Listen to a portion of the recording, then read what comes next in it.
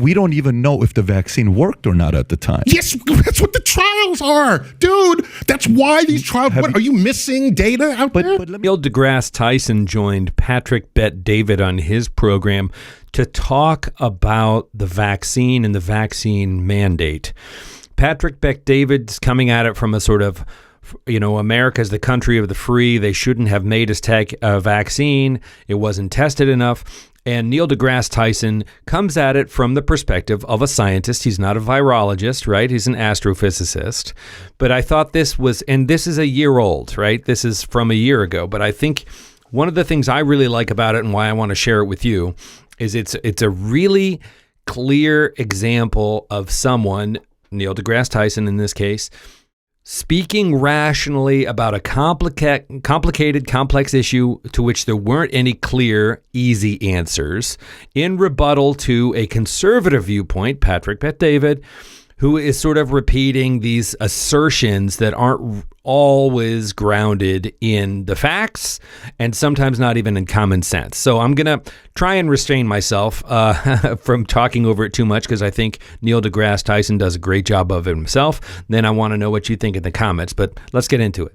From what we knew at the beginning of COVID to what we know today, what do we know about the vaccine today that we didn't know while we were all testing it in America, taking it? What have we learned now? What do you mean testing it on America? There were tests before it was released. 9 months is not a long time to test. No, but it was tested. Yeah, but 9 months. The average is 30. The average is 5 to 10 years. I mean, 9 months is not enough. Okay, so you have to say test. No. You have to ask. Hold on. It was tested in trials. Okay. By the way, I'm not claiming to be the expert on all this. I read all the same things you have, but I'm a scientist, so I read it as a scientist. Okay. There were trials. That's what the point of phase 1, 2, 3 trials are all about. They are tested enough to get data on how to then advise the larger population. Yes, it was tested. For you to say it wasn't tested is a gap between your awareness and understanding how things work and what actually happened. It was tested. If you want it to be tested on millions of people instead of thousands, you can put in for that. You can say, I don't want this unless it's millions. That's okay. Totally fine. So, I mean, just to encapsulate that point, which I think is really good, the first thing Patrick Bet-David asserted was it wasn't tested. And Neil deGrasse Tyson said, yes, it was. And then his immediate follow-up, well, it wasn't tested enough, right? And I think this is very common from the right. It's like mistruth. You go, well, that's not accurate. Okay, well, semi-truth. To me, okay. I'm okay with that. That's fine. So based on that, do you say, let's keep testing it while the virus keeps spreading? Okay, right. So this is the contest between the information you have available to you at that moment and what's going on outside the lab. People are dying. Hospitals are becoming overloaded. So do you say we have good data on the 1,000? It's not yet at 1 million, in case you wanted 1 million. Are you going to say, let's still do it let's wait another 6 months so we get another 1 million in here? Will you do that as a public health professional? No, I would have said, allow the individual to still have a choice that's okay with 1,000 instead of a few million. Leave the person have the choice. Not force him to take it or else you're going to get out of the Marines, and you've been doing this for 14 years. Not force him to take it or else you have to quit your job as a nurse. There's a public health force versus there's a choice. There's a public health contract that you have signed implicitly as a citizen of a country where in part we depend on each other for health, our wealth, our security, and the like. And that contract is, in the best scientific evidence available at the time, if you do not get vaccinated, you will put other people in this organization at risk, and that organization does not want to take that risk. So you do not have this job anymore if you decline it. So with any public health decision, there has to be a consequence to you not participating in that social contract. Is it your job? In some cases it was. But no, we're not going to have the army bust into your home and force a needle into your shoulder. That's not going to happen. We pretty much did that. Well, only put your job at risk, yes. Yeah, Certain states did 67% of Americans took the COVID. That's force. That's not a choice. That's a lot of force and coercing and pushing going on. But Whoa. On what data, right? I took the vaccine. I wasn't reluctant. I didn't want, I don't know. They didn't force 2/3 of America to take it. I don't know what the numbers actually are, but I, as somebody who voluntarily took it, wasn't forced. You can't just say just because 67% of the people took it, that was all coerced. That's you can't go to the school unless you're vaccinated against mumps. I think that's bullshit. That's a different country. Yeah, but okay, would you want a country? No, America is supposed to be the one that offers the most freedom. That's what America's supposed to be. Okay, so watch. So for example, if you use that argument, somebody may say, well, freedom of choice, I want to choose what I want to do with the body. You're right. What body? If you want to get an abortion, it's your choice. Your own body. If you want to get an abortion, get an abortion. If I want to get the vaccine, I get to choose. So you can't force. If I can't force you to get an abortion, you shouldn't be able to force me to get because it's not about you. It's about people you interact with, and that's the social contract of public health. We don't even know if the vaccine worked or not at the time. Yes, that's what the trials are, dude. That's why these trials. Are you missing data out there? But let me ask you a question. Are we saying only one type of scientists are right? No, we're saying that the system in place, the 16,000 that signed that. No. The system in place to test vaccines. Yeah. There's an entire system that's in place. That with review boards and all of it, and the average that's in place. Now what you can say is, I have a better idea than all these review boards and all these agencies and the CDC. I have a better idea. Here's what you should do, and that would have made everything better. Okay, you can put forth that idea, but what I'm saying is, in a case where you can contaminate someone else, it's not about you. It's about the collective health. You're assuming because somebody can take the vaccine, won't get COVID, which, by the way, I don't need to play the clips for you to see it, where everybody said, hey, if you get it, you're not going to get, if you take the vaccine, you're not going to get a Rachel Maddow, Joe Biden. I can give you Fauci. I can give you, and you've seen these clips before. It's not like you've never seen it before. Yeah, what happened They were wrong. Hold on. So, the strain evolved. Okay, so that the vaccine that prevented you from catching COVID was tuned to the variant of COVID at the time the vaccine was designed. Okay, over time there were variants that arose. The vaccine provided partial protection against the new variants, enough to keep you from dying statistically, and to basically keep you out of the hospital, allowing other people with more severe problems to get the hospital attention they required.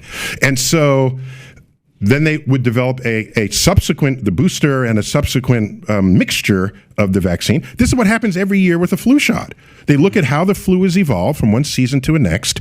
And what's fortunate is Australia tends to get the variant of flu before we do, because they get their winter in our summer, and then so we study that, have a forward projection for it. So these annual flu shots are precisely out of the same idea of how this occurs. How long have those been tested, though? For years. COVID vaccine hasn't been tested for it. It was something we just came out. But let me. I don't know what point you're making, other than it was tested. You might 9 months is not enough. You might prefer. No, it's not a matter of time. It's a matter of how many. Yes, time matters, but the number of people is paramount. That's the most important thing, okay? You don't test it on 10 people. You test it on as many people as you can. Sure. I think it was thousands, but is it fair to say that some of the side effects we may not know for 5, 10, 15, 20 years? You can't, they can't say we know 100% the side effects 10 years from now. How are you going to know that? Yeah, okay. So no, of course, we can't know that. So then all I'm saying is... Watch. We can't know that. Okay. But watch. So I have a whole chapter called Risk and Reward in the book, which tries to sensitize people to when they make a decision, what kind of risk are they absorbing relative to what they're rejecting, okay? And we're not very good at that, at probability and statistics or analyzing it. That's why TV commercials trying to sell you a product don't just show you data. They show a person speaking of the effectiveness of the product. A single person. I lost 50 pounds. The testimony of an individual should be irrelevant to you relative to the entire set of people who have done it. And you want to look at those statistics, but we're not good at that. And advertisers know that. So they show the testimony of an individual, which is hugely potent in a civilization where we don't think statistically, we think about eyewitness testimony on something. And somehow that is raised to a very high level of influence on our decisions. What I'm saying is, you're not your decision point is not, I'm not going to take the virus because 5 years, 10 years, I don't know what effect it's going to have. Some may, though. Some may not be comfortable with Let me that. finish the sentence. Okay? So you can say, I don't want to take the virus because 5 or 10 years from now, there could be a side effect that we don't see. Which is a possibility. Hold on. I'm trying to make a statistical point here, okay? If you say, I don't want to take the virus because it hasn't been tested for 5 years and there could be some long-term side effect that worries me, okay? In that same moment, there's the risk factor of you getting COVID. Sure. Okay? Unvaccinated. At one point, 87% of everyone dying in the hospital of COVID was unvaccinated. Okay. So your risk choice is, I'm not going to take it because maybe somewhere down the line something will happen and we don't know what that is, or I will risk getting COVID. And if I get COVID, depending on your age and other things, there's a 3% chance of me dying in the hospital. That's your choice. Yes. Yes, but what I see people doing is they focus on one thing, and that's the foundation of their decision, rather than the other chance. And what happens if you get COVID? Now you get long COVID. Now you don't have a taste buds for 2 years or whatever it is for long COVID. Yeah. You're on a ventilator in the hospital, possibly dying. Like what? Where is the? So I looked every day, once a week. I looked at the statistics. How many people are getting COVID? What's the rate? What's the rate of hospitalization? What's the rate of deaths? Where is it by state? I had to look at it. My board forced me to look. We're in the business, so we have to they look at it. should, Yeah, of course, because it's data. Yeah, I agree. On risk factors, the risk of people's lives. Okay, for sure. So nothing is ever zero risk. Yeah, there's a risk that you'll grow a third arm in 10 years because the virus mutates within you. Should the individual not have the right to say, I don't want to take it because that's you don't have the right to contaminate someone else. So if you don't want to get shot, who says that though? But who says that? It's a social contract in a modern civilization. I don't have for public health. I don't have the right to contaminate someone else. What do you mean? Like, so what do I do? Stay home all day? Yeah, or go to the beach. Yeah, you stay away from other old people who but you stay away from people who are immune compromised. So Neil, so for me, I'm asking you because I want to know how you process this as a guy that's well-read, smart. I process the data, and the data. We didn't have enough data, though. No, we didn't have enough data at any given moment. Yeah. There's data for you to make a decision at any given moment. Sure. The data is constantly getting better and better. Yeah. All right. So, all right. At any given moment, you say to yourself, okay, what happens to me if I get COVID? There's a chance I'll get long COVID. I'm certainly out for at least a week. And there's a chance I'll be hospitalized. And there's a chance I'll die. Mm-hmm. I take the vaccine. It mitigates this, basically entirely removing the chance that I'm going to die, essentially, at my age group. And I will accept the risk that in 5 years I'll grow a third arm. That's the kind of decision making that I make. Now, that's just for me, but on top of that, if my workplace says, we don't want you coming in unless you are vaccinated and you might lose your job, I would say, why? Oh, because you could contaminate someone else, introducing a problem in their own health profile. That's the public contract. That's why workers wash their hands in the restaurant bathrooms by law.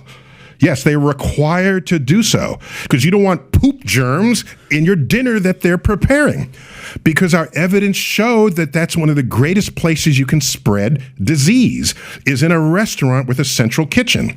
So this is the Now, you want a world where you can do whatever you want and have it influence other people. I'm not saying that. You kind of are. I'm not saying that, though. He kind of is. And the truth of the matter is, COVID was a particularly insidious disease, because you could have it for a couple of weeks and be infectious and spreading it around and not have experienced any symptoms yet. A couple of weeks. But I really like this discussion, and I want to know what you think in the comments.